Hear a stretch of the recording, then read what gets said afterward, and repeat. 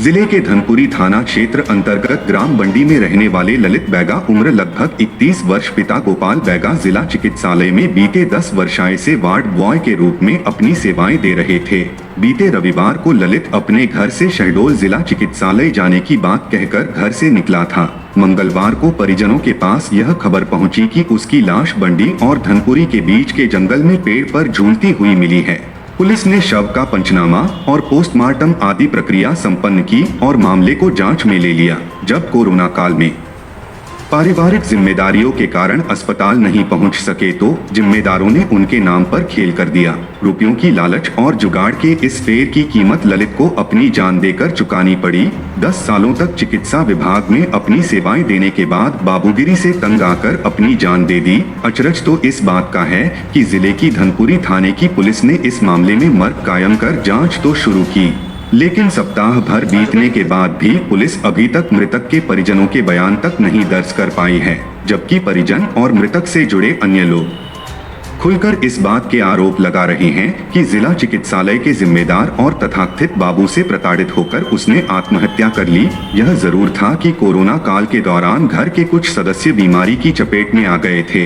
पारिवारिक जिम्मेदारियों के कारण ललित मई माह से लंबे समय तक अस्पताल नहीं जा पाया। अस्पताल से उसे नोटिस मिला, जिसके बाद वह लगातार जाने लगा, लेकिन वहां पदस्थ एस.एन. पाठक नामक बाबू ने लगभग 1.5 माह तक उसके उपस्थित रहने के बाद भी रजिस्टर में काट-पीट कर अनुपस्थित कर दिया। मृतक ने आत्महत्या से पहले यह बात अपनी पत्नी व पिता आदि को बताई थी। मृतक के माता पिता तथा उसकी पत्नी ने अपने बयान में यह बातें स्पष्ट की कि वह मानसिक रूप से परेशान था, लेकिन बीते मंगलवार को उसकी मौत के बाद आज तक धनपुरी पुलिस पंचनामा पोस्टमार्टम के अलावा इस मामले में अभी तक जांच को इंच भर आगे नहीं बढ़ा पाई। परिजन भले ही जो भी बयान दे रहे हैं, लेकिन इस मामले में पुलिस ने अपनी कहानी अलग ही गढ़ ली है। बकौल थाना प्रभारी धनपुरी, मृतक शराबी था, आए दिन शराब पीकर हरकतें करता था। पहले भी वह आत्महत्या के प्रयास कर चुका था। इस मामले में जब परिजनों व ग्राम बंडी के मृतक के परिचितों से जानकारी एकत्र की गई तो उन्होंने बताया कि न तो वह रोजाना शराब पीने का आदी था और न ही उनकी जानकारी में कभी मृतक ने पहले आत्महत्या का प्रयास किया था। पुलिस का यह बयान और अधर में रुकी जांच खुद इस मामले को सवालों के कटघरे में खड़ी करती है।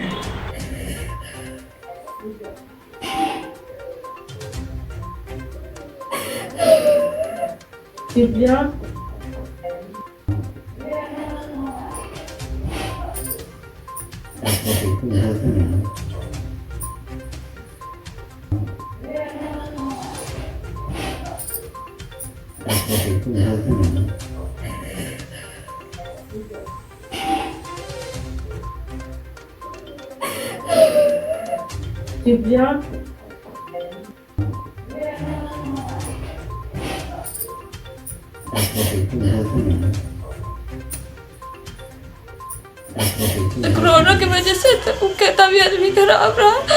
फिर 1.5 महीना ड्यूटी किए हैं, फिर 1.5 महीने के बाद कोई सिग्नेचर उनका काट दिया।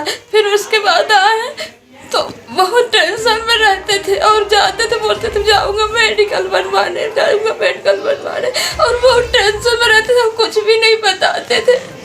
किसी बाबू की बात आई है? कोई बाबू परेशान कर रहा था क्या? उनको कुछ बताया? बाबू को नहीं बताया, बोले हैं कि सिग्नेचर मेरा काट दिए। मैं 1.5 महीना ड्यूटी किया हूँ कोरोना के बाद से। जब नहीं कराना रहा तो पहले बोल देते कि मेडिकल जमा करो, ज्वाइनिंग अभी ना करो। ज्वाइनिंग करा लिए 2 महीने के बाद, फिर 1.5 महीना ड्यूटी भी किए है, फिर सिग्नेचर काट दिए है 1.5 महीने का। टेंशन में रहते थे बहुत। क्या नाम आपका? मेरा नाम गोपाल बैगा। कहाँ रहते? बंडी कॉलेज। आपका एक पुत्र था ललित बैगा, जी। अभी कुछ दिन पहले उसकी मौत हो गई, क्या कारण था?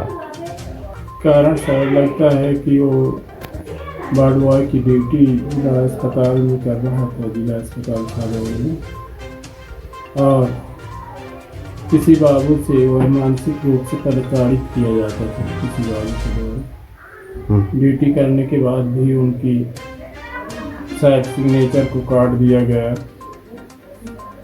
20-25 दिन करने के बाद उसी से वो लगता है परेशान था, जिसे घर में वो अधिकतर शेयर नहीं कर पाता। कब की घटना है ये, आपको कब जानकारी मिली? घटना तो रविवार की लगभग दोपहर वो घर से निकला था,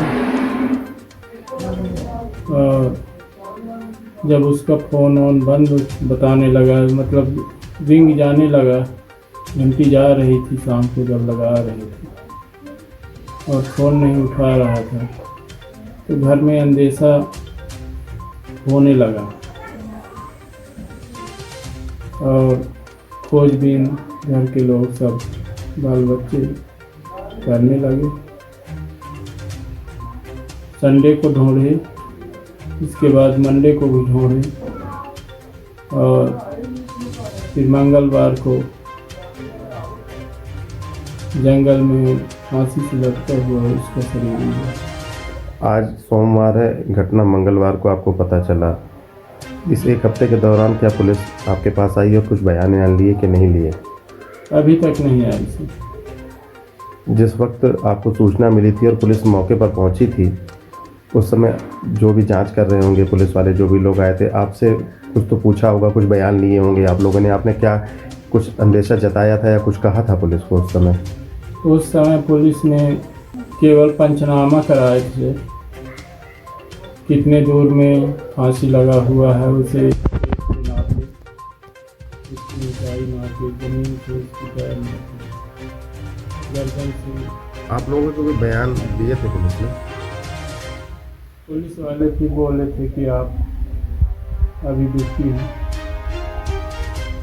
परेशान हैं, हम बाद में आपका स्टेटमेंट ले लेंगे। आपने बताया कि उनके जीजा कोई रमेश हैं, वो आए थे और दोनों साथ में जाने का था, फिर वो चले गए थे। उन्होंने बोला था कि बाबू से बात हो जाएगी। कौन था बाबू?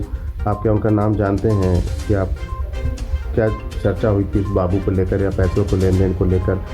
घटना के एक दिन पहले की आपको खबर आई थी, वो अस्पताल के बाहर रो रहा था बैठ के। क्या पूरी ये दोनों घटनाक्रम क्या थे? ऐसे कुछ सूत्रों से पता चला सर कि वो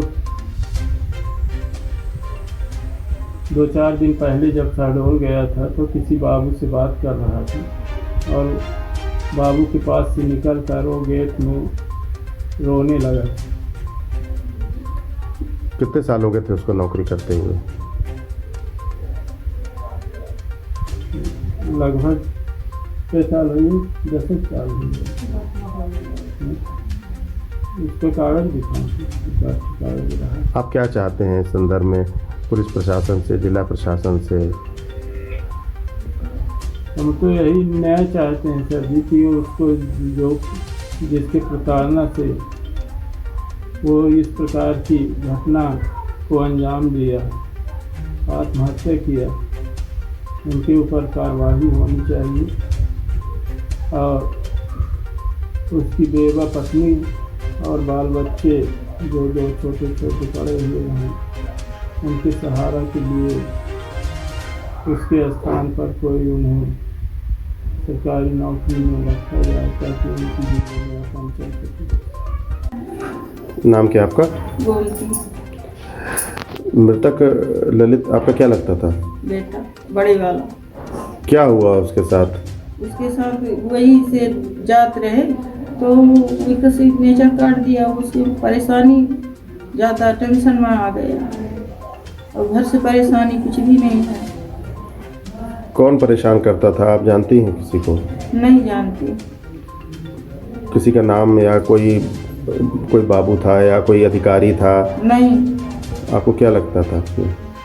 हमको तो लगता है कि वह अपन सिग्नेचर जैसे काटा है वैसे परेशान हो गया। क्या चाहती हैं आप?